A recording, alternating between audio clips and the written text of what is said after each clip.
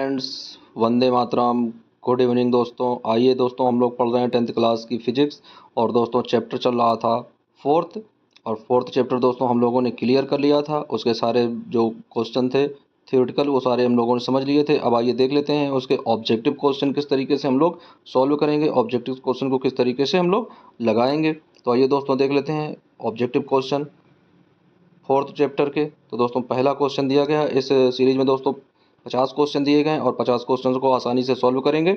जिसके जो भी जितने भी आंसर आएंगे उन्हें आप लोग अंत में कमेंट बॉक्स में कमेंट कर बताएंगे। दोस्तों बहुत सारे आप लोग टेस्ट दे चुके हो, सब लोगों को पता है किस तरीके से टेस्ट देना है। तो आइए प्रारंभ करते हैं अपना वीडियो और पढ़ाई स्टार्ट करते हैं।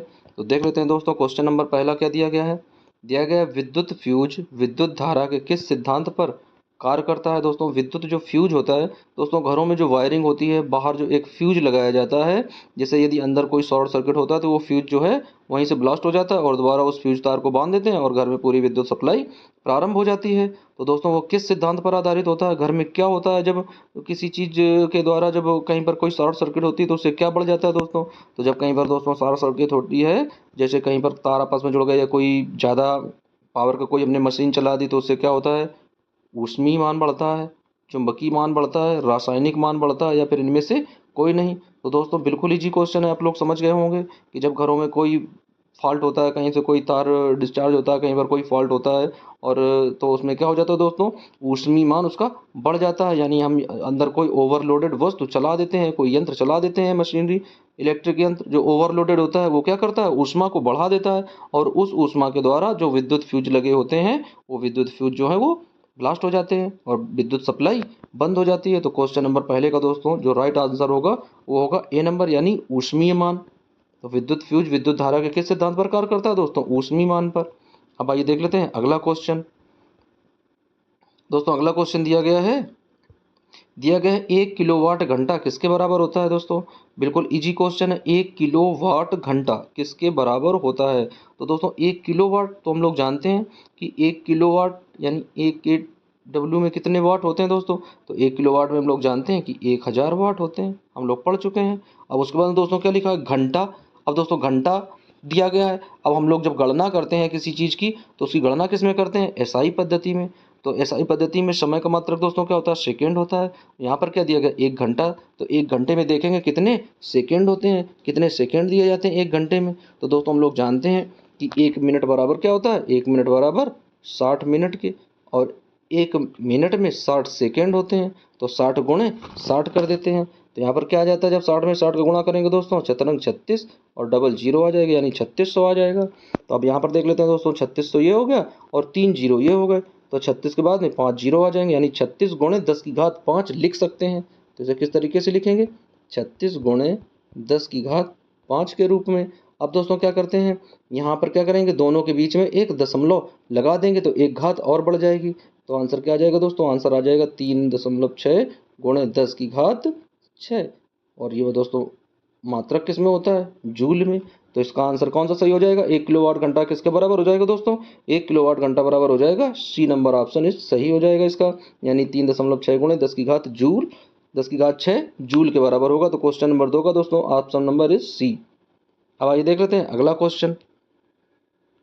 दोस्तों अगला क्वेश्चन दिया गया विद्युत घंटी किस प्रभाव पर कार्य करती है। दोस्तों विद्युत घंटी किस प्रभाव पर कार्य करती है दोस्तों, यानी विद्युत घंटी जो है किस तरीके से कार्य करती है, ऊष्मीय प्रभाव पर, रासायनिक प्रभाव पर, या फिर चुंबकीय प्रभाव पर, या फिर इनमें से कोई नहीं। दोस्तों देख लेते हैं विद्युत घंटी किस तरीके से कार्य करती है।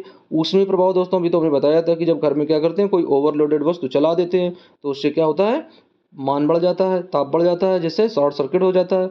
रासायनिक प्रभाव क्या होता है, जब कोई रासायनिक चीज़ें होती हैं, दो चीज़ें आपस में मिलती हैं।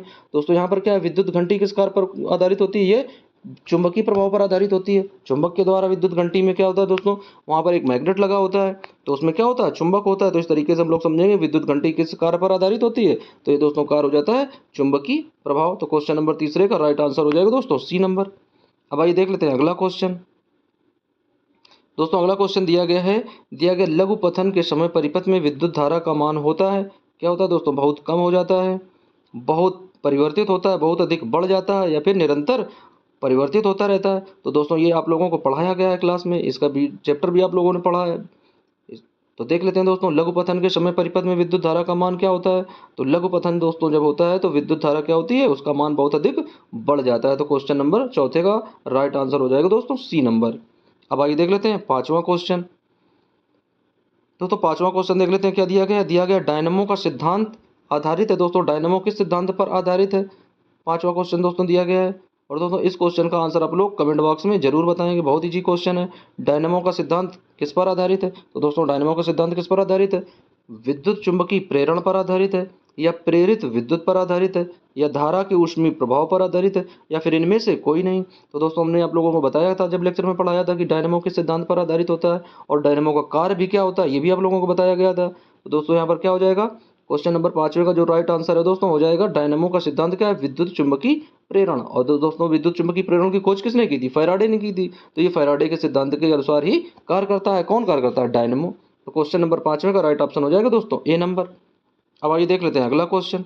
दोस्तों अगला क्वेश्चन दिया गया है डायनमो से किस प्रकार की धारा प्राप्त होती है। भाई बिल्कुल इजी क्वेश्चन दे दिया गया, डायनमो जो है उससे किस तरह की धारा निकलती है। तो दोस्तों डायनमो से किस तरह की धारा निकलती है, दिष्ट धारा निकलती है, या प्रत्यावर्ती धारा निकलती है, या फिर इनमें से कोई नहीं।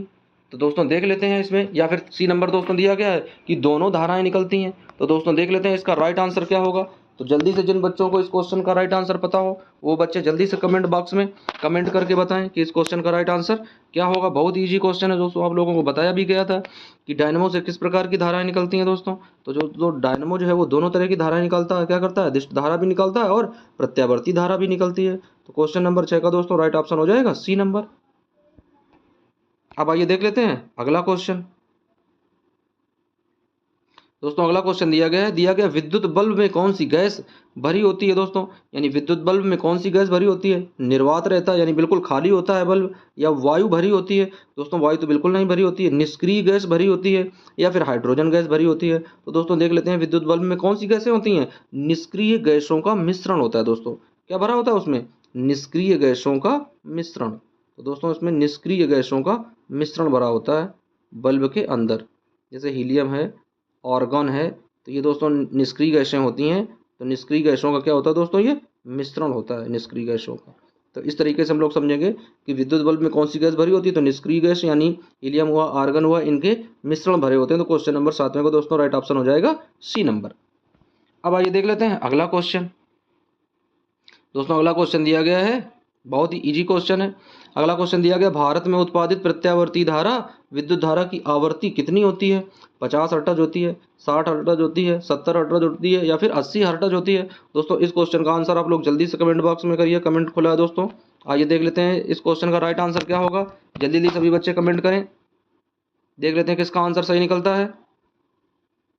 भारत में उत्पादित प्रत्यावर्ती विद्युत धारा की आवृत्ति दोस्तों क्या होती है, यानी आवृत्ति क्या होती है कि कितनी बार धारा जो है वो अपनी दिशा को परिवर्तित करती है, दिशा को बदलती है। 50 हर्ट्ज, 60 हर्ट्ज, 70 हर्ट्ज, या फिर 80 हर्ट्ज। बहुत बच्चे क्वेश्चन जल्दी से जल्दी आंसर दें। जिन बच्चों ने सही आंसर दिया है उन बच्चों के लिए एक अच्छी सी इमोजी। अब आइए देख लेते हैं इस क्वेश्चन का राइट आंसर क्या हो जाएगा दोस्तों। तो इसका राइट आंसर हो जाएगा भारत में उत्पादित प्रत्यावर्ती विद्युत धारा की जो आवृत्ति है दोस्तों, वो आवृत्ति कितनी है, वो आवृत्ति है 60 हर्ट्ज। और ये दोस्तों एक सेकंड में कितनी बार अपनी दिशा बदलती है दोस्तों, एक सेकंड में कितनी बार दिशा बदलती है, 100 बार दिशा बदलती है। जब दोस्तों ये 100 बार दिशा बदलती है तो कितना हर्ट्ज होता है, 50 हर्ट्ज हो जाता है। अब आइए देख लेते हैं अगला क्वेश्चन। दोस्तों अगला क्वेश्चन दिया गया हमारे देश में विद्युतनमय तार एवं उदासीन तार के बीच में कितना विभवांतर होता है। दोस्तों 100 वोल्ट का विभवांतर होता है, 200 वोल्ट का विभवांतर होता है, 220 वोल्ट का विभवांतर होता है, या फिर 240 वोल्ट का विभवांतर होता है। दोस्तों आप लोगों ने यदि विद्युत बल्ब खरीदा होगा, इस तरीके से विद्युत बल्ब बना होता है, पीले वाले जो लाइट दोस्तों चलती थी विद्युत बल्ब की। आइए इसे फिर से बना लेते हैं। जो दोस्तों बल्ब होते हैं इस तरीके से बल्ब एक बना लेते हैं, और पहले जो पीले बल्ब चलते थे इस तरीके के, यहाँ पर इस तरीके से ऐसे ऐसे लगे होते थे, इस तरीके से जलने लगते थे लाइट में लगाने पर ये। तो दोस्तों इस तरीके से हमारे तो इस दोस्तों बल्ब में क्या लिखा होता था, यदि आप लोगों ने पढ़ा होगा, बहुत पुरानी बात है दोस्तों, अब तो एलईडी चलने लगे हैं। तो यहाँ पर दोस्तों लिखा होता था 40 W यानी 40 वाट, और कितना लिखा होता था 220 वोल्ट ये लिखा होता था दोस्तों। तो ये इस वजह से लिखा होता था कि इस जो बल्ब की जो क्षमता है दोस्तों वो कितनी है 40 वाट की, और जो इस पर विभवांतर है वो कितना है 220 वोल्ट का। तो दोस्तों देख लेते हैं। अब तो कई बच्चे इसका आंसर जान गए होंगे कि इसका राइट आंसर क्या होगा। तो दोस्तों क्वेश्चन नंबर 9 का राइट आंसर आप लोग कमेंट बॉक्स में करके बताएंगे कि इसका राइट आंसर क्या होगा। अब आइए देख लेते हैं अगला क्वेश्चन। दोस्तों अगला क्वेश्चन दिया गया विद्युन्मय तार किस रंग का होता है। दोस्तों इसको हम थोड़ा जस्टिफाई कर देते हैं। विद्युन्मय किसे कहते हैं दोस्तों। विद्युन्मय यानी अपने घरों में जो प्लस होता है, यही दो बोलते हैं कि एक प्लस तार है यानी एक धनात्मक है और दूसरा ऋणात्मक है, या एक एक को बोल देते हैं कि एक फेस है और दूसरा न्यूट्रल है, या एक को धनात्मक या एक को ऋणात्मक कहते हैं दोस्तों। तो कह रहा है इसमें धनात्मक तार कैसा होता है, यानी जो फेस होता है, फेस तार किसका बना होता है, किस रंग का होता है फेस तार। हरा होता है, लाल होता है, काला होता है या फिर नीला होता है। तो दोस्तों आप लोगों ने घरों में डोरियों को देखा होगा, तो डोरी में जो फेस होते हैं, दो तरह के तार होते हैं दोस्तों। तो उसमें फेस तार हमें देखना है, फेस तार का कलर कैसा होता है, और जो उदासीन तार होता है उसका कलर कैसा होता है। तो दोस्तों देख लेते हैं इसका राइट आंसर क्या होगा। तो दोस्तों फेस तार का जो रंग होता है वो होता है लाल रंग। तो क्वेश्चन नंबर 10वें का option number B is right answer हो जाएगा दोस्तों। अब आइए चलते हैं अगला क्वेश्चन देख लेते हैं। अब दोस्तों अगला क्वेश्चन देखते लेते हैं क्या दिया गया घरेलू विद्युत परिपथ में उदासीन तार का रंग होता है। अभी दोस्तों अभी बताया गया था कि फेस कैसा होता है जिसमें धनात्मक आवेश होता है, जिसमें धारा ज्यादा बहती है, उस वो तार कैसा होता है, उसका रंग कैसा होता है। अब पूछ रहा है कि उदासीन कैसा होता है, लाल होता है, हरा होता है, काला होता है या फिर पीला होता है। दोस्तों आप लोगों ने घरों में लाइट की डोरी जो होती है देखी होगी, डोरी में किस तरह के दो तार लगे होते हैं। तो एक तो लाल वाला हो गया है, अब कौन सा कलर बाकी रह गया दोस्तों। तो जो कलर बाकी रह गया उस क्वेश्चन को आप लोग कमेंट बॉक्स में बताएंगे कि इसका राइट आंसर क्या होगा। बिल्कुल इजी क्वेश्चन है, सभी बच्चे जान भी गए होंगे, कई बच्चे आंसर भी दे रहे हैं सही से, और जिन बच्चों का आंसर सही है वो बच्चे एकदम से भंगड़ा करेंगे इस तरीके से। अब आइए देख लेते हैं अगला क्वेश्चन। तो दोस्तों अगला क्वेश्चन दिया गया चुंबकीय क्षेत्र का एसआई पद्धति का मात्रक बताओ। तो दोस्तों देख लेते हैं चुंबकीय क्षेत्र का एसआई पद्धति का मात्रक क्या होता है। तो दोस्तों चुंबकीय क्षेत्र का मात्रक क्या होता है, वेबर होता है, टेस्ला होता है, फैराडे होता है, या फिर इनमें से कोई नहीं। तो दोस्तों हमने जब पढ़ाया था दोस्तों, तो उसमें चुंबकीय क्षेत्र के मात्रक की गणना की गई थी। चुंबकीय क्षेत्र का मात्रक जो था दोस्तों, उसमें हम लोगों ने बताया था कि चुंबकीय क्षेत्र का मात्रक क्या होता है। तो दोस्तों देख लेते हैं आंसर क्या होगा, वेबर होगा, टेस्ला होगा, फैराडे होगा, या फिर इनमें से कोई नहीं। तो दोस्तों क्वेश्चन नंबर 12वें का जो राइट आंसर हो जाएगा वो हो जाएगा टेस्ला। टेस्ला को दोस्तों दूसरे शब्दों में देख लेते हैं तो होता है न्यूटन प्रति एम्पियर मीटर। अब आइए देख लेते हैं अगला क्वेश्चन। दोस्तों अगला क्वेश्चन दिया गया विद्युत चुंबकीय प्रेरण की खोज किसने की थी। बहुत इजी क्वेश्चन है। इस क्वेश्चन को यदि बच्चे ध्यान से सुन रहे होंगे तो पिछले एक दो क्वेश्चन से पहले हमने इसका बताया भी था इसका आंसर। तो इसका दोस्तों आंसर क्या होगा, विद्युत चुंबकीय प्रेरण की खोज किसने की, फैराडे ने, मैक्सवेल ने, फ्लेमिंग ने, या फिर एम्पियर ने। तो दोस्तों देख लेते हैं 5 सेकंड का समय है सभी बच्चों के लिए इस क्वेश्चन का राइट आंसर देने के लिए। विद्युत चुंबकीय प्रेरण की खोज किसने की, फैराडे ने, मैक्सवेल ने, फ्लेमिंग ने, या फिर एम्पियर ने। तो दोस्तों आइए अब देख लेते हैं, अब आ गया है समय इस क्वेश्चन का राइट आंसर जानने का। तो देख लेते हैं दोस्तों क्वेश्चन नंबर 13 का राइट आंसर क्या हो जाएगा। तो दोस्तों क्वेश्चन नंबर 13 का राइट आंसर हो जाएगा कि विद्युत चुंबकीय प्रेरण की जो खोज है दोस्तों किसने की है, वो की है खोज फैराडे साहब ने। तो इस तरीके से क्वेश्चन नंबर 13वें का राइट ऑप्शन हो जाएगा दोस्तों ए नंबर। अब आइए चलते हैं क्वेश्चन नंबर 14वें में। अब आइए देख लेते हैं दोस्तों क्वेश्चन नंबर 14वां क्या दिया गया है। दी गई वोल्टता के स्रोत से जुड़ी किसी चालक में प्रति सेकंड उत्पन्न ऊष्मा होती है। यानी दी गई वोल्टता के स्रोत से जुड़ी, यानी कोई जो वोल्टता है दोस्तों वो किसी स्रोत से जोड़ी गई है, तो प्रति सेकंड ऊष्मा क्या करेगी, धारा के समानुपाती होगी, धारा के वर्ग के समानुपाती होगी, धारा के व्युत्क्रमानुपाती होगी, या धारा के वर्ग के व्युत्क्रमानुपाती होगी। दोस्तों देख लेते हैं इसका राइट आंसर क्या हो जाएगा। बिल्कुल इजी क्वेश्चन है। तो दोस्तों क्या होगा, जब दी गई वोल्टता किसी स्रोत से किसी चालक में प्रति सेकंड ऊष्मा उत्पन्न करती है तो वो क्या हो जाती है दोस्तों, वो हो जाती है धारा के वर्ग के समानुपाती। यानी जो भी धारा दी गई है आर उसके वर्ग के समानुपाती हो जाती है। इस तरीके से उसका जो भी धारा होता है उसका क्या कर देते हैं दोस्तों, उसका स्क्वायर कर देते हैं। तो इस तरीके से वो इक्वेशन हो जाता है। तो क्वेश्चन नंबर 14 का दोस्तों राइट ऑप्शन हो जाएगा बी नंबर। अब आइए दोस्तों चलते हैं अपने 15वें क्वेश्चन की ओर। क्या दिया गया निम्नलिखित पदार्थों में कौन चुंबकीय पदार्थ नहीं है। दोस्तों चुंबकीय पदार्थ कौन होते हैं, जिन्हें चुंबक अपनी ओर आकर्षित करता है वो चुंबकीय पदार्थ कहलाते हैं। यानी चुंबक किसे आकर्षित करता है, या तो लोहे की बनी वस्तु को आकर्षित करे और या तो फिर चुंबक की ही बनी कोई वस्तु हो उसे आकर्षित करे। तो दोस्तों कह रहा है कि निम्नलिखित में कौन से पदार्थ चुंबकीय पदार्थ नहीं है, यानी लोहा। तो दोस्तों हम लोग जानते हैं कि लोहे को तो चुंबक बहुत जल्दी पकड़ लेता है, एकदम से खींच लेता है। उसके बाद दोस्तों देख लेते हैं निकिल। निकिल को भी लोहा क्या करता है, अपनी ओर आकर्षित कर लेता है। उसके बाद दोस्तों देख लेते हैं पीतल। भाई पीतल को कभी आपने नहीं देखा होगा कि चुंबक पीतल की किसी थाली में या कटोरी में चिपक गया हो। कोबाल्ट में चिपक जाता है, कोबाल्ट में भी लोहे की मात्रा होती है। तो दोस्तों इस तरीके से क्वेश्चन नंबर 15वें का राइट ऑप्शन हो जाएगा सी नंबर, यानी पीतल जो है उसमें चुंबक या लोहे के कोई गुण नहीं पाए जाते हैं, इस वजह से इसे चुंबक अपनी ओर आकर्षित नहीं करता है।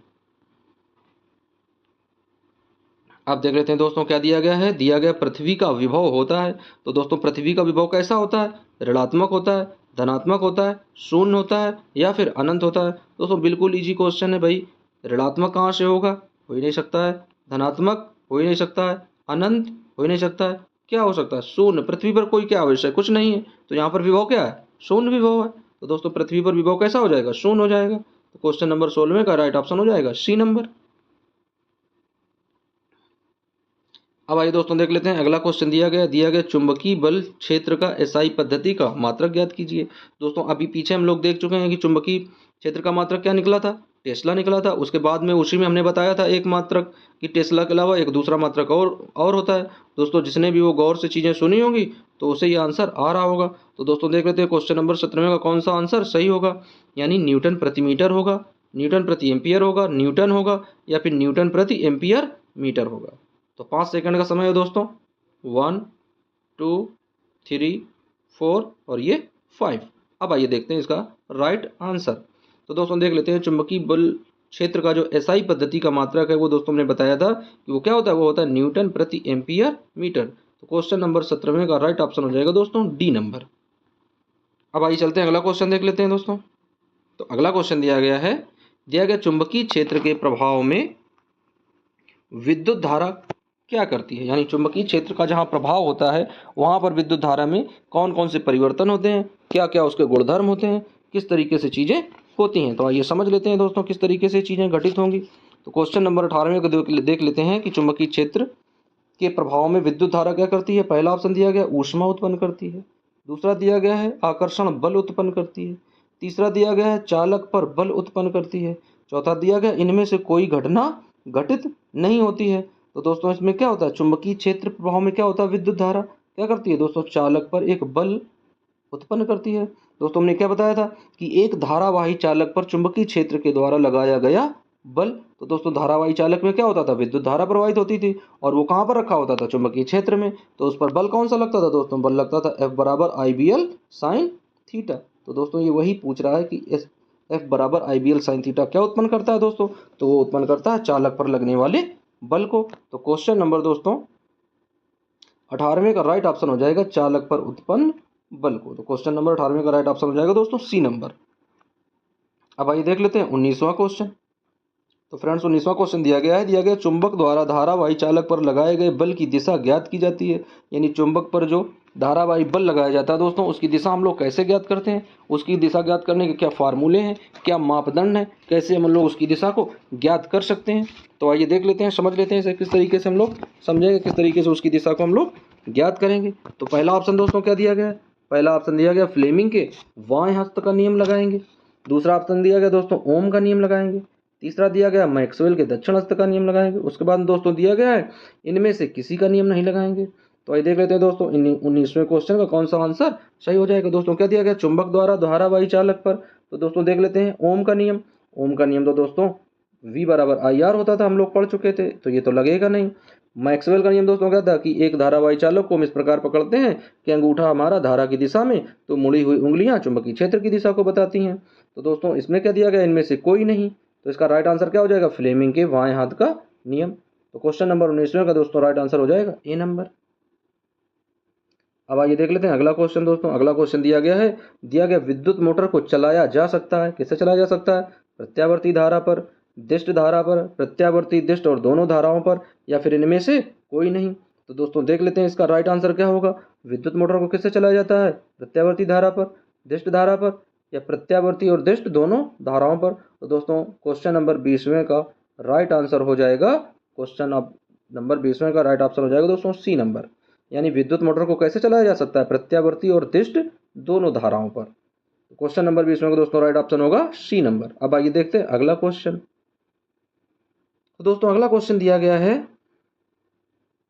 फ्रेंड्स अगला क्वेश्चन दिया गया कि विद्युत मोटर क्रिया आधारित है, यानी विद्युत मोटर जो है वो किस क्रिया के सिद्धांत पर आधारित है। तो दोस्तों क्या दिया गया, विद्युत धारा और चुंबकीय प्रभाव पर, चुंबक और विद्युत धारा के प्रभाव पर, आर्मेचर के घूर्णन पर, या फिर इनमें से कोई नहीं। तो दोस्तों ये कौन सा चैप्टर है, बस जिसने ये चैप्टर समझ लिया वो इस क्वेश्चन के आंसर को आसानी से दे पाएगा। तो क्वेश्चन नंबर 21 का दोस्तों राइट ऑप्शन क्या होगा, और वो ऑप्शन आप लोगों को बताना है कमेंट बॉक्स में, क्योंकि इससे ज़्यादा क्वेश्चन इजी नहीं हो सकता है कि हमें केवल इसमें अपने पार्ट का यानी जो चैप्टर हम लोग पढ़ रहे हैं उसका नाम देखना है और उसी के द्वारा हमें आंसर पता चल जाएगा। तो दोस्तों क्वेश्चन नंबर 21 को आप लोग कमेंट बॉक्स में बताएंगे कि ए सही होगा, बी सही होगा, सी सही होगा, या फिर इसका डी सही होगा।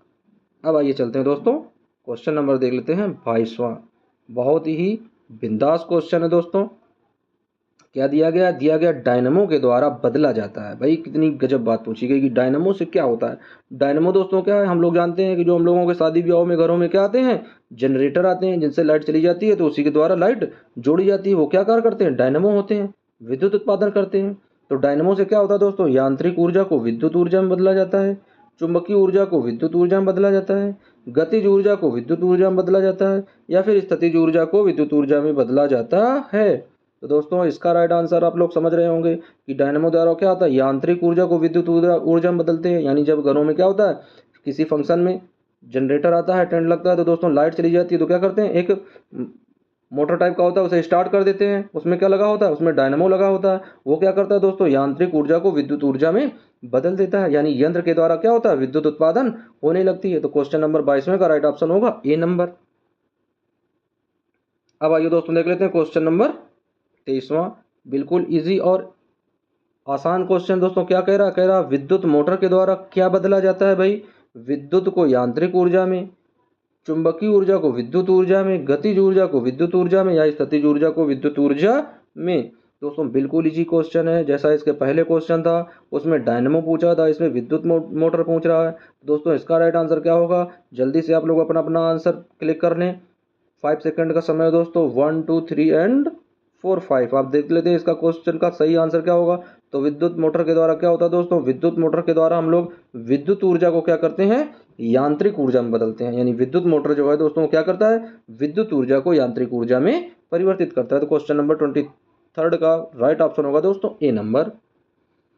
अब आइए चलते हैं क्वेश्चन नंबर देख लेते हैं 24। दोस्तों क्वेश्चन नंबर 24 क्या है, विद्युत धारा के कारण उत्पन्न चुंबकीय क्षेत्र की दिशा ज्ञात की जाती है। यानी विद्युत धारा के कारण जो चुंबकीय क्षेत्र बनता है उसकी दिशा कैसे निकालते हैं, मैक्सवेल के दक्षिण हस्त के नियम से, फ्लेमिंग के बाएं हस्त के नियम से, ओम के नियम से, या फिर ऑरेस्टेड के नियम से। दोस्तों यहाँ पर गलत लिख गया, ओटेंड लिखा, यहाँ पर आप लोग ऑरेस्टेड समझ लेंगे, जो पहली ही डेफिनेशन थी हम लोगों ने डिस्कस की थी ऑरेस्टेड का प्रयोग। तो दोस्तों यहाँ पर ऑरेस्टेड समझेंगे।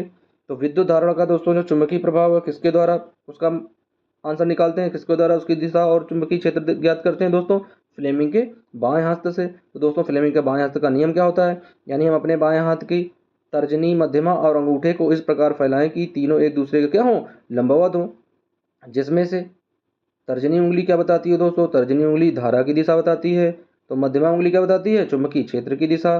तो दोस्तों हाथ जो अंगूठा होता है वो क्या बताता है, चालक पर लगने वाले बल की दिशा को इंगित करता है। तो इस तरीके से क्वेश्चन नंबर 24 का राइट ऑप्शन होगा दोस्तों बी नंबर, फ्लेमिंग के बाएं हाथ का नियम।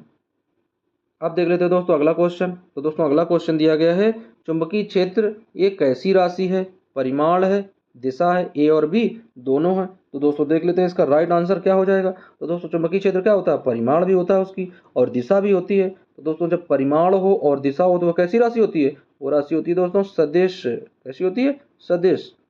और ये हमने हो सकता है डिस्कस भी किया हो जब चैप्टर पढ़ा रहे थे कि चुंबकीय क्षेत्र एक कैसी राशि है, एक सदिश राशि है। इसका मात्रक दोस्तों बताया था क्या होता है, टेस्ला होता है, या न्यूटन प्रति एम्पियर मीटर होता है। दोस्तों इसका राइट ऑप्शन हो जाएगा सी नंबर, ए और बी दोनों। अब आइए चलते हैं अगला क्वेश्चन देख लेते हैं। क्वेश्चन नंबर 26 क्या दिया गया, दिया गया किसी कुंडली में प्रेरित विद्युत वाहक बल का मान उससे संबद्ध चुंबकीय फ्लक्स के मान की परिवर्तन की दर का क्या होता है दोस्तों? समानुपाती होता है, व्युत्क्रमानुपाती होता है, या दोनों होते हैं, या फिर इनमें से कोई नहीं होता है। तो दोस्तों देख लेते हैं क्या होता है दोस्तों। किसी कुंडली में प्रेरित विद्युत वाहक बल का जो मान है वो उससे संबद्ध जो भी चुंबकीय फ्लक्स है उससे परिवर्तन की दर का क्या होता है दोस्तों? वो परिवर्तन की दर का सदैव क्या होता है? आंसर आप लोग पहले दीजिए कि क्या होता है। ए सही है, बी सही है, डी सही है, या फिर सी सही है। तो दोस्तों अब आइए देख लेते हैं इसका राइट ऑप्शन क्या होगा। तो क्वेश्चन नंबर 26 का राइट ऑप्शन होगा A number. A number is right option. अब आइए देखते हैं अगला क्वेश्चन। दोस्तों अगला क्वेश्चन दिया गया, बिल्कुल इजी क्वेश्चन है। कह रहा है किसी चुंबकीय छड़ के अंदर चुंबकीय क्षेत्र रेखाओं की दिशा क्या होती है। दोस्तों एक बात ध्यान देना, कह रहा है कि चुंबकीय छड़ के अंदर पूछ रहा, बाहर नहीं पूछ रहा है। चुंबकीय छड़ के अंदर चुंबकीय क्षेत्र की दिशा क्या होती है। तो दोस्तों आइए समझ लेते हैं। उत्तर ध्रुव से दक्षिण ध्रुव की ओर, दक्षिण ध्रुव से उत्तर ध्रुव की ओर, उत्तर ध्रुव से पश्चिमी ध्रुव की ओर, या फिर दक्षिण ध्रुव से पश्चिमी ध्रुव की ओर। तो दोस्तों आइए देख लेते हैं क्वेश्चन नंबर 27 का राइट ऑप्शन क्या हो जाएगा। तो दोस्तों हम लोग जानते हैं इस तरीके की एक चुंबकीय छड़ बनी होती है जिसका एक सिरा N और दूसरा सिरा S होता है।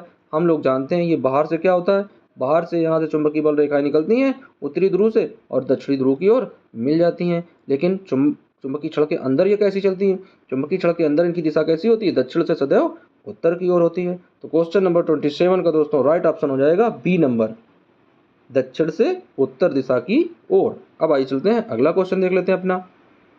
तो दोस्तों अगला क्वेश्चन दिया गया है भाई, अगला क्वेश्चन है जल विद्युत संयंत्र किस ऊर्जा को विद्युत ऊर्जा में रूपांतरित करता है। दोस्तों तापीय ऊर्जा को, नाभिकीय ऊर्जा को, सौर ऊर्जा को, या फिर स्थितिज ऊर्जा को। तो क्वेश्चन नंबर 28 को दोस्तों देख लेते हैं। जल विद्युत संयंत्र किस ऊर्जा को विद्युत ऊर्जा में दोस्तों बदलता है। जल विद्युत संयंत्र किसमें लगाया जाता है दोस्तों? जल एक जगह एकत्रित होता है और जहाँ पर कोई चीज़ एकत्रित हो जाती है दोस्तों वहाँ पर कौन सी ऊर्जा हो जाती है? स्थितिज ऊर्जा। तो स्थितिज ऊर्जा के द्वारा दोस्तों क्या होता है? विद्युत उत्पन्न होती है। तो क्वेश्चन नंबर 28 का राइट ऑप्शन हो जाएगा डी नंबर यानी स्थितिज ऊर्जा। अब आइए चलते हैं दोस्तों अगला क्वेश्चन देख लेते हैं। तो अगला तो क्वेश्चन दोस्तों दिया गया है, वह उपकरण जो किसी परिपथ में विद्युत धारा की उपस्थित संसूचित करता है उसे क्या कहते हैं। बहुत ही इजी और इम्पोर्टेंट और एक नंबर का दोस्तों क्वेश्चन है कि वह कौन सा यंत्र है। वोल्टमीटर है, एमीटर है, गैल्वेनोमीटर है, या फिर इनमें से कोई नहीं। दोस्तों आप लोगों को यदि ये चीज़ें याद होंगी तो इस क्वेश्चन का आप लोग राइट आंसर दे पाएंगे। क्वेश्चन नंबर 29वें का दोस्तों क्या होता है? विद्युत धारा की उपस्थिति को संसूचित करता है। कौन विद्युत धारा की उपस्थिति को दोस्तों संसूचित करता है? वोल्टमीटर या एमीटर। दोस्तों हमने क्या बताया था, एमीटर के द्वारा क्या मापते हैं? धारा। और वोल्टमीटर के द्वारा दोस्तों क्या मापते हैं? वोल्टता। और गैल्वेनोमीटर के द्वारा दोस्तों क्या मापते हैं? इससे बहुत सूक्ष्म धारा मापी जाती है। तो आइए देख लेते हैं क्वेश्चन नंबर 29 का दोस्तों जो राइट ऑप्शन होगा वो हो जाएगा एमीटर, बी नंबर। अब देख लेते हैं अगला क्वेश्चन। तो फ्रेंड्स अगला क्वेश्चन दिया गया माइकल फैराडे थे एक प्रसिद्ध खगोल शास्त्री थे, भौतिक शास्त्री थे, रसायन शास्त्री थे, या भूवैज्ञानिक थे। तो दोस्तों देख लेते हैं फैराडे ने कौन सा नियम दिया था। वही फैराडे ने दिया था विद्युत चुंबकीय प्रेरण का नियम। और यह नियम दोस्तों कौन से सब्जेक्ट में है? ये दोस्तों है भौतिक विज्ञान में। तो यहाँ से ऑप्शन हम लोग समझेंगे कि कौन सा ऑप्शन सही हो जाएगा। जब भौतिक विज्ञान के बारे में वो अपना नियम दे रहे हैं तो वो कौन से हो गए? तो दोस्तों वो हो गए कौन भाई, आप लोग समझ गए, बहुत ज़्यादा होशियार बच्चे हो, समझ गए हो। तो इसका आंसर आप लोग किसमें दो? कमेंट बॉक्स में दो। इसका राइट ऑप्शन क्या होगा? अब इस क्वेश्चन का आंसर हम बताने वाले नहीं है। आइए चलते हैं अगला क्वेश्चन देख लेते हैं। दोस्तों अगला क्वेश्चन दिया गया है क्वेश्चन नंबर 31वें क्वेश्चन में दोस्तों कह रहा है कि विद्युत परिपथ की लघुपतन अथवा अतिभारण के कारण होने वाली हानि से सुरक्षा की सबसे महत्वपूर्ण युक्ति कौन सी है? एमीटर है, फ्यूज है, मेंस है, या फिर प्लेट है। तो दोस्तों देख लेते हैं इसमें बिल्कुल राइट ऑप्शन क्या होगा। लघुपतन में दोस्तों क्या लगाते हैं बाहर अपने घरों में शॉर्ट सर्किट से बचने के लिए दोस्तों क्या करते हैं, क्या लगाते हैं भाई, क्या लगाते हैं? फ्यूज लगाते हैं, ताकि यदि कहीं अंदर से कोई शॉर्ट सर्किट हो तो फ्यूज का तार जो है वो एकदम ब्लास्ट हो जाए और विद्युत सप्लाई बंद हो जाए। तो दोस्तों क्वेश्चन नंबर 31 का राइट ऑप्शन हो जाएगा बी नंबर। अब आइए चलते हैं देख लेते हैं अगला क्वेश्चन। दोस्तों अगला क्वेश्चन दिया गया है भाई, कह रहा चुंबकों के सजातीय ध्रुवों के बीच परस्पर, बहुत इजी क्वेश्चन है। चुंबक के जो सजातीय ध्रुव होते हैं वो क्या करते हैं? आकर्षण होता है, प्रतिकर्षण होता है, कभी आकर्षण कभी प्रतिकर्षण। वाह भाई वाह, बिल्कुल। कभी चीजें बदल रही हैं, कभी इस तरीके की कभी उस तरीके की। अब आइए देख लेते दोस्तों क्या दिया गया, डी इनमें से कोई नहीं। तो इसका आंसर दोस्तों क्या होगा? चुंबक के सजातीय ध्रुव क्या करते हैं दोस्तों? तो भाई हम लोग जानते हैं कि चुंबक के सजातीय ध्रुव क्या करते हैं? सदैव प्रतिकर्षित करते हैं। जब समान चीजें मिलेंगी तो क्या होगा? प्रतिकर्षण होगा, अलगाव होगा, दूर हटेंगी चीजें। तो क्वेश्चन नंबर 32 का राइट ऑप्शन हो जाएगा दोस्तों B number. B number is right option. अब आइए दोस्तों देख लेते हैं इसका अगला क्वेश्चन। अब आइए दोस्तों देख लेते हैं क्वेश्चन नंबर 33। तो क्या कह रहा है दोस्तों क्वेश्चन नंबर 33 में? कह रहा चुंबकीय बल रेखाएं चुंबक के किस ध्रुव से निकलती हैं? बिल्कुल इजी क्वेश्चन है दोस्तों। क्या कह रहा है? चुंबकीय बल रेखाएं चुंबक के किस ध्रुव से निकलती हैं? भाई उत्तरी दक्षिणी ध्रुव से निकलती हैं, पश्चिमी ध्रुव से निकलती हैं, उत्तरी ध्रुव से निकलती हैं, या फिर पूर्वी ध्रुव से निकलती हैं। दोस्तों जल्दी जल्दी कमेंट में आंसर आप लोग देते रहिए। बिल्कुल इजी क्वेश्चन चल रहे हैं, बिल्कुल एकदम सभी बच्चों के 50 में से कम सभी बच्चों के 45 प्लस सही होने चाहिए। बहुत इजी क्वेश्चन है, बहुत इजी टॉपिक है दोस्तों। चुंबकीय बल रेखाएं चुंबक के किस ध्रुव से निकलती हैं? तो आइए अब इसका आंसर देख लेते हैं दोस्तों। तो हम लोग जानते हैं चुंबकीय छड़ जो होती है वो इस तरीके की बनी होती है, जिसका एक सिरा N और दूसरा सिरा S होता है। तो चुंबकीय बल रेखाएं जो होती हैं वो सदैव उत्तरी ध्रुव से निकलती हैं और उसके दक्षिणी ध्रुव की ओर गमन करती हैं। तो दोस्तों क्वेश्चन नंबर 33 का राइट ऑप्शन हो जाएगा सी नंबर, उत्तरी ध्रुव की ओर। अब आइए दोस्तों देख लेते हैं अगला क्वेश्चन। तो अगला क्वेश्चन दिया गया है 34। आइए देख लेते हैं दोस्तों क्या कह रहा है? कह रहा दिशा सूचक यंत्र को क्या कहते हैं? बहुत इजी क्वेश्चन है दोस्तों। अब आप लोगों को बता दें कि जो ऑरेस्टर साहब जो प्रयोग कर रहे थे उनके प्रयोग के पास में कौन सी चीज़ रखी हुई थी, और जो चीज़ रखी हुई थी उसका नाम क्या है दोस्तों? उसका नाम क्या था? थर्मामीटर नाम था, कंपास नाम था, बैरोमीटर नाम था, या फिर उसका दिक सूचक नाम था? तो आइए देख लेते हैं दोस्तों इसका राइट ऑप्शन क्या हो जाएगा। दिशा सूचक यंत्र को क्या कहते हैं? थर्मामीटर कहते हैं, कंपास कहते हैं, बैरोमीटर कहते हैं, या फिर दिक सूचक यंत्र कहते हैं? सभी बच्चे जल्दी जल्दी कमेंट में करें, कमेंट बॉक्स में इसका आंसर दें। कई बच्चों ने 2 ऑप्शन लगाए हैं, बी और डी, यानी कंपास भी कुछ बच्चों ने बताया और कुछ बच्चों ने दिक सूचक यंत्र भी बताया है। तो आइए दोस्तों देख लेते हैं इसका राइट ऑप्शन क्या होगा। तो दोस्तों क्वेश्चन नंबर 34 का राइट ऑप्शन होगा बी और डी, यानी कंपास इंग्लिश में होता है दोस्तों, और कंपास की हिंदी क्या होती है? दिक सूचक यंत्र। तो इस क्वेश्चन का दोस्तों जो राइट ऑप्शन होगा वो ऑप्शन क्या हो जाएगा दोस्तों? B plus D. या तो आप बी ऑप्शन देंगे वो भी सही है, या फिर आप डी ऑप्शन देंगे वो भी सही माना जाएगा। तो दोस्तों क्वेश्चन नंबर 34 के 2 ऑप्शन होंगे, बी और डी। अब आइए चलते हैं अगला क्वेश्चन देख लेते हैं दोस्तों। अगला क्वेश्चन दिया गया है कि ऑरेस्टेड ने अपना प्रयोग किस सन में किया? दोस्तों देख लेते हैं ऑरेस्टेड ने जो है वो अपना प्रयोग किस सन में किया था। अब दोस्तों यहाँ पर क्या दिया गया? 1826 में, 1821 में, 1820 में, या फिर दोस्तों यहाँ पर गलती से एक मिस प्रिंट हो गया है दोस्तों 1818 में। अब आइए दोस्तों देख लेते हैं इसका राइट ऑप्शन क्या हो जाएगा। तो दोस्तों ऑरेस्टेड ने अपना प्रयोग कब किया था? बिल्कुल इजी क्वेश्चन है, सभी बच्चों के क्वेश्चन पता है। और अगर सभी बच्चों को क्वेश्चन पता है, ये चीज़ें जैसे पहला लेक्चर पढ़ाया गया था दोस्तों, आप लोगों को चीज़ें बताई गई थी कि ऑरेस्टेड भाई साहब ने अपना प्रयोग कब किया। तो दोस्तों इस क्वेश्चन का आप लोग राइट आंसर बताएंगे किसमें? कमेंट बॉक्स में। तो क्वेश्चन नंबर 35 का आप लोगों को आंसर देना है कमेंट में कि इसका राइट ऑप्शन क्या होगा। अब आइए चलते हैं अगला क्वेश्चन देख लेते हैं दोस्तों। अगला क्वेश्चन क्या दिया गया है? दिया गया विद्युत सेल एक युक्ति है, यानी विद्युत सेल एक कौन सी युक्ति है दोस्तों? विद्युत ऊर्जा को रासायनिक ऊर्जा में बदलने के लिए, या रासायनिक ऊर्जा को विद्युत ऊर्जा में बदलने के लिए, या चुंबकीय प्रेरण, या फिर ऑरेस्टेड का नियम पर आधारित है। दोस्तों क्वेश्चन नंबर 36 का राइट ऑप्शन क्या होगा? जल्दी से आप लोग कमेंट करें। ए ऑप्शन सही होगा, बी सही होगा, सी सही होगा, या फिर डी सही होगा। विद्युत सेल एक युक्ति है दोस्तों। तो विद्युत सेल एक कैसी युक्ति होती है दोस्तों? वो क्या करती है? तो दोस्तों हम लोग जानते हैं जब हम लोगों की ज़िंदगी में मोबाइल नहीं था तो उसके पहले क्या होता था? रातों में हम लोग क्या लेकर चलते थे? टॉर्च लेकर चलते थे। टॉर्च में क्या पड़ा होते थे? यानी टॉर्च में कई सारे सेल पड़े होते थे या कई बैटरियां पड़ी होती थी दोस्तों। वो क्या कार्य करती थी? वो प्रकाश देती थी। प्रकाश किसके द्वारा उत्पन्न होता था दोस्तों? विद्युत के द्वारा। तो इसका कार्य क्या था सेल का? यानी वो क्या करते थे? रासायनिक ऊर्जा को विद्युत ऊर्जा में बदल देते थे। यानी सेल में क्या होता है? रसायन भरा होता है, और वो रसायन क्या करता है दोस्तों? विद्युत को उत्पादन करता है, विद्युत ऊर्जा उत्सर्जित करता है। तो विद्युत सेल एक कैसी युक्ति है? यह एक युक्ति है रासायनिक ऊर्जा को विद्युत ऊर्जा में बदलने के लिए। तो क्वेश्चन नंबर 36 का राइट ऑप्शन हो जाएगा बी नंबर। अब आइए चलते हैं अगला क्वेश्चन देख लेते हैं भाई दोस्तों। अगला क्वेश्चन दिया गया चुंबकीय छड़ को स्वतंत्र अवस्था में लटकाने पर वह सदैव कहाँ रुकती है? दोस्तों देख लेते हैं। पूरब से पश्चिम, उत्तर से पूरब, दक्षिण पूरब, या उत्तर दक्षिण, दोस्तों देख लेते हैं इसका राइट ऑप्शन क्या होगा।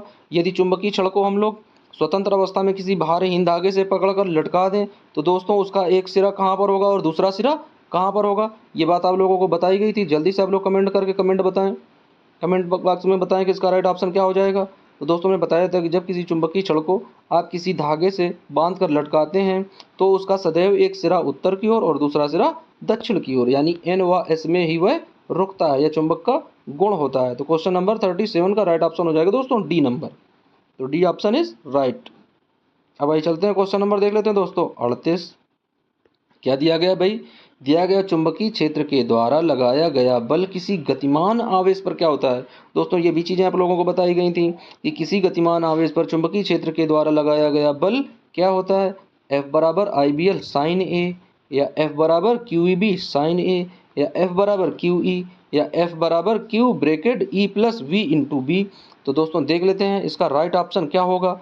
कई बच्चे इस क्वेश्चन का राइट आंसर दे भी रहे हैं। बहुत इजी क्वेश्चन है, आप लोगों को पढ़ाया गया है कि चुंबकीय क्षेत्र के द्वारा लगाया गया किसी गतिमान आवेश पर बल, क्या फार्मूला दोस्तों क्या आया था, आया था F बराबर QVB साइन, और दोस्तों वहाँ पर थीटा लिखा था, यहाँ पर ए लिखा है, कोई फर्क नहीं पड़ना है। वहाँ पर थीटा एंगल था, यहाँ पर ए एंगल है। तो दोस्तों क्वेश्चन नंबर 38 का राइट ऑप्शन हो जाएगा बी नंबर। अब आइए चलते हैं अगला क्वेश्चन देख लेते हैं।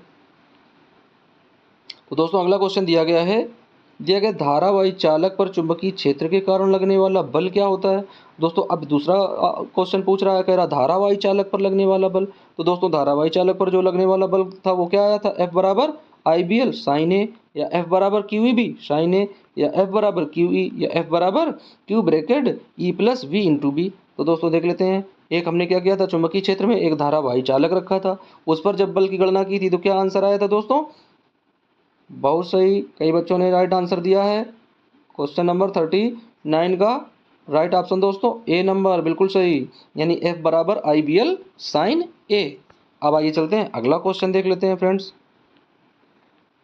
दोस्तों अगला क्वेश्चन दिया गया है, दिया गया चुंबक के किन ध्रुवों के बीच प्रतिकर्षण होता है।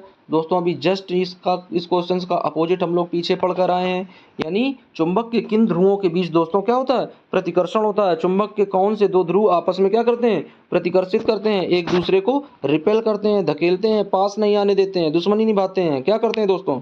तो क्या हो जाएगा, चुंबक के किन्हीं दो ध्रुवों के बीच प्रतिकर्षण बल होता है दोस्तों, सजातीय ध्रुवों के बीच, उत्तरी ध्रुवों के बीच, दक्षिणी ध्रुवों के बीच, या फिर सभी पर। तो दोस्तों इस क्वेश्चन का राइट ऑप्शन हो जाएगा 40, क्वेश्चन नंबर 40 का राइट ऑप्शन होगा दोस्तों, चुंबक के किन दो ध्रुवों के बीच प्रतिकर्षण होता है, तो वो ध्रुव होते हैं दोस्तों सजातीय ध्रुव। यदि यदि एन व एन होंगे तो क्या करेंगे, प्रतिकर्षित करेंगे, एस व एस होंगे तो क्या करेंगे, प्रतिकर्षित करेंगे, और जहाँ पर दोस्तों एन व एस मिल जाएंगे क्या होगा, बहुत सही, सब लोग जानते हो, बताएंगे नहीं इसका आंसर। आगे बढ़ते हैं,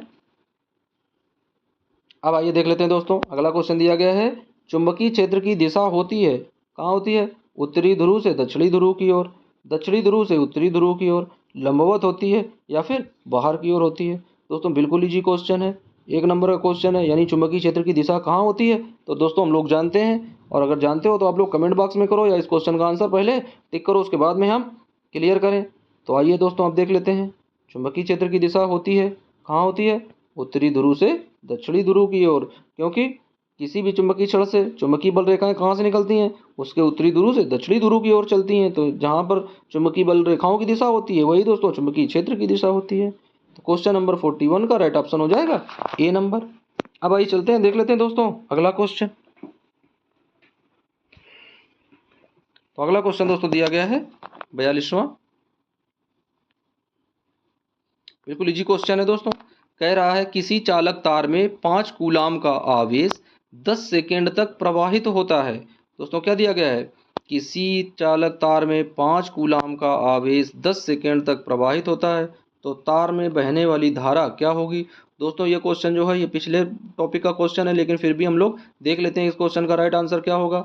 2 एम्पियर होगी, 0.5 एम्पियर होगी, 1/2 एम्पियर होगी, या फिर बी प्लस सी होगी। तो दोस्तों इस क्वेश्चन को आप लोग सॉल्व करेंगे, सॉल्व करने के बाद जो इसका आंसर आएगा आप लोग कमेंट बॉक्स में कमेंट करेंगे, और उसके बाद में जो आंसर बताया जाएगा आंसर अपना मिलाएंगे। तो दोस्तों क्वेश्चन नंबर 42 को कमेंट बॉक्स के लिए रिजर्व छोड़ देते हैं कि इसका आंसर आप लोग कमेंट बॉक्स में देंगे। अब आइए बढ़ चलते हैं अपने अगले क्वेश्चन की ओर। इस क्वेश्चन को दोस्तों सॉल्व करने पर ही आएगा। अब फार्मूला इसमें देख लेते हैं, तार में बहने वाली धारा। तो दोस्तों धारा का फार्मूला क्या होता है? तो विद्युत धारा I बराबर दोस्तों क्या होता है? Q/T। आप देख लेते हैं दोस्तों, आगे बढ़ लेते हैं। इस फार्मूले में जैसे आप लोग रखोगे सभी मान, आंसर इसका आ जाएगा। अब देख लेते हैं दोस्तों क्या दिया गया। दिया गया 2 कूलाम आवेश को किसी विद्युत क्षेत्र के एक बिंदु से दूसरे बिंदु तक ले जाने में 10 जूल ऊर्जा व्यय होती है। उन बिंदुओं के बीच विभवांतर क्या होगा? दोस्तों ये भी सवाल दिया गया है, हमें क्या निकालना है? विभवांतर निकालना है। तो दोस्तों इसमें फार्मूला कौन सा लगेगा? तो इसमें फार्मूला लगेगा दोस्तों V बराबर W/Q। दोस्तों क्या दिया गया? W का मान दिया गया 10 जूल और Q का मान दिया गया 2 कूलाम आवेश। तो दोस्तों V का मान हम लोग ज्ञात कर लेंगे कि V का मान कितना आएगा। दोस्तों ये भी क्वेश्चन आप लोगों के लिए कमेंट बॉक्स के लिए छोड़ देते हैं। सवाल लगाने में आप लोगों को कम से कम 1 मिनट का समय लगेगा। हालांकि कई बच्चे इस क्वेश्चन का आंसर दे रहे हैं जिन्होंने बहुत जल्दी कैलकुलेशन कर लिया है। तो आइए चलते हैं दोस्तों, अगला क्वेश्चन देख लेते हैं।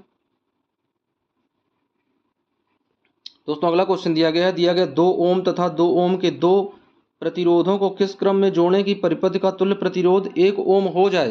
दोस्तों बहुत इजी क्वेश्चन है, यानी 2 ओम तथा 2 ओम के 2 प्रतिरोध दिए गए हैं, उन्हें किस क्रम में जोड़ें कि परिपथ का तुल्य प्रतिरोध कितना हो जाए? 1 ओम हो जाए। नंबर ए दिया गया समांतर क्रम में, नंबर 2 श्रेणी क्रम में, नंबर सी ए व बी दोनों, या नंबर डी इनमें से कोई नहीं।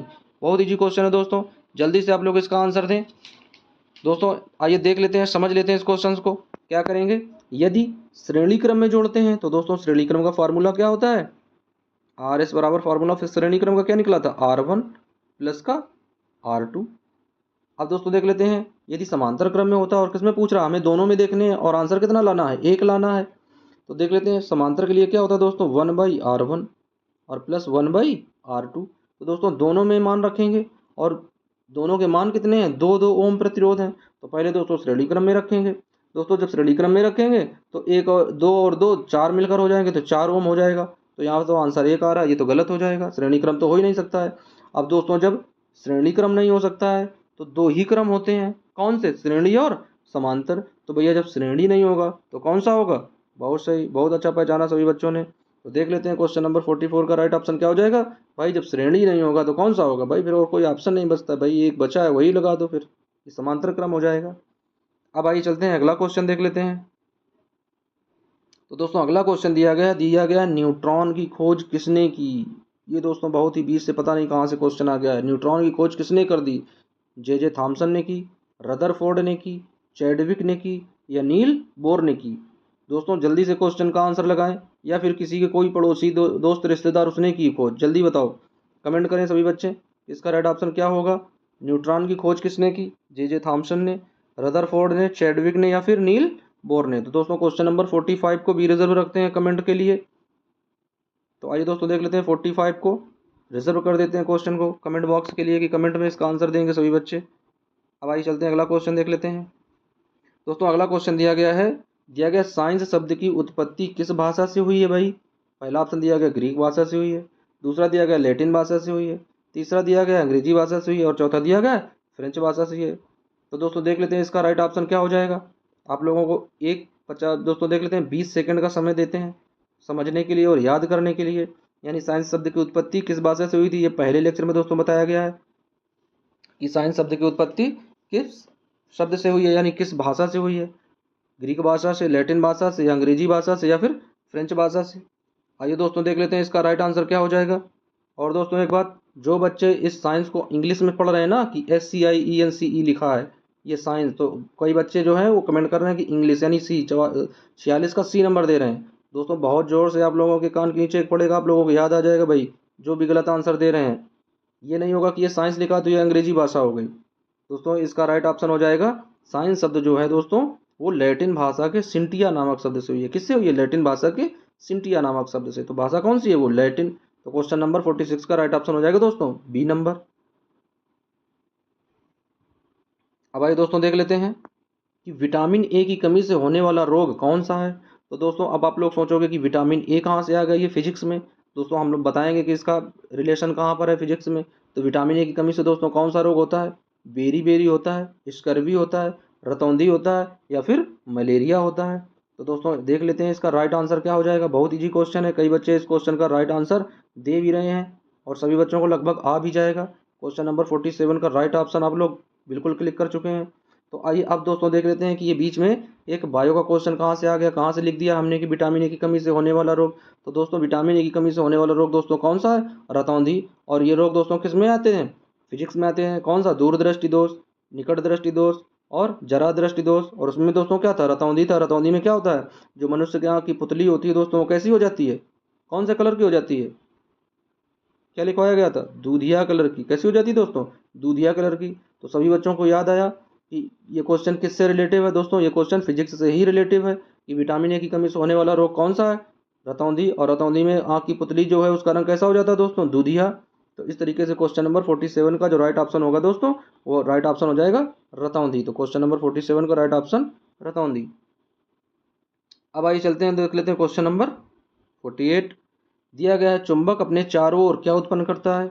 भाई देख लो, समझ लो, बिल्कुल इजी क्वेश्चन है। चुंबक क्या अपने चारों ओर उत्पन्न करेगा, विद्युत क्षेत्र बनाएगा, क्या ताप उत्पन्न करेगा। ताप मतलब दोस्तों ऊष्मा उत्पन्न करेगा। क्या चुंबक कहीं पर रख दो और क्या होता है, गर्मी प्रारंभ हो जाती है क्या चुंबक के चारों तरफ। यदि आपके यहाँ प्रारंभ होती हो तो आप लोग इसको आंसर को आप लोग क्लिक करें। अगला देख लेते हैं, दाब उत्पन्न होता है दोस्तों। चुंबक कहीं पर रख देते हैं तो क्या होता है, कहीं पर जमीन के नीचे की ओर चली जाती है, दब जाती है कोई चीज़। यह चुंबकीय क्षेत्र उत्पन्न करता है। दोस्तों चार ऑप्शन में जो ऑप्शन आप लोगों को सही लगे उस ऑप्शन को आप लोग क्लिक करें। क्वेश्चन नंबर 48 का क्या होगा सही, यानी चुंबकीय क्षेत्र उत्पन्न करता है, दाब उत्पन्न करता है, ताप उत्पन्न करता है या फिर विद्युत क्षेत्र उत्पन्न करता है। अब आइए दोस्तों देख लेते हैं क्वेश्चन नंबर 48 का जो राइट ऑप्शन होगा क्या करेगा। भाई चुंबक अपनी ओर क्या उत्पन्न करेगा, एक चुंबकीय क्षेत्र उत्पन्न करेगा। क्योंकि चुंबक का कार्य क्या है, अपने उस चुंबकीय क्षेत्र से किसी दूसरे चुंबक पर बल लगाना। तो जैसे कोई दूसरा चुंबक एक चुंबक के पास ले जाएंगे, जैसे उसकी निश्चित दूरी आ जाएगी वो उस पर बल लगाने लगेगा, या तो वो अपनी ओर आकर्षित कर लेगा, यदि विपरीत ध्रुव है तो आकर्षित करेगा, और यदि समान ध्रुव है तो क्या करेगा, दूर कर देगा। तो क्वेश्चन नंबर 48 का राइट ऑप्शन हो जाएगा डी नंबर। अब आइए चलते हैं अगला क्वेश्चन देख लेते हैं। दोस्तों अगला क्वेश्चन दिया गया है, दिया गया एक गतिमान आवेश क्या उत्पन्न करता है। बहुत ही नंबर 1 क्वेश्चन है दोस्तों, और इस बार ये एग्जाम में आया भी था कि एक गतिमान आवेश क्या उत्पन्न करता है। विद्युत क्षेत्र उत्पन्न करता है, चुंबकीय क्षेत्र उत्पन्न करता है, विद्युत व चुंबकीय क्षेत्र दोनों उत्पन्न करते हैं, या फिर वह समान क्षेत्र उत्पन्न करता है। दोस्तों बिल्कुल इजी क्वेश्चन है, बहुत ही क्वेश्चन इजी है, और ये क्वेश्चन एक बार यूपी बोर्ड में आया भी था इस बार। तो दोस्तों आइए देख लेते हैं इसका राइट आंसर क्या होगा कि एक गतिमान आवेश सदैव क्या उत्पन्न करता है, विद्युत क्षेत्र तो वो उत्पन्न करता ही है, लेकिन विद्युत क्षेत्र के साथ साथ वह एक चुंबकीय क्षेत्र को भी उत्पन्न करता है। क्योंकि यह बात किसने बताई थी दोस्तों, ये बात ऑरिस्टन ने सिद्ध की थी कि एक धारा जैसे ही चालक से धारा बह रही थी तो पास रखा जो कंपास दिक् सूचक यंत्र उसमें क्या उत्पन्न हुआ था, विक्षेप। तो इसका मतलब क्या है कि एक चुंबक को कौन परेशान करता है, दूसरा चुंबक। तो इस वजह से जब गतिमान आवेश गति करने लगता है तो विद्युत क्षेत्र के साथ साथ क्या उत्पन्न करता है, एक चुंबकीय क्षेत्र। तो क्वेश्चन नंबर 49 का राइट ऑप्शन हो जाएगा दोस्तों सी नंबर। अब आइए दोस्तों देख लेते हैं अगला क्वेश्चन।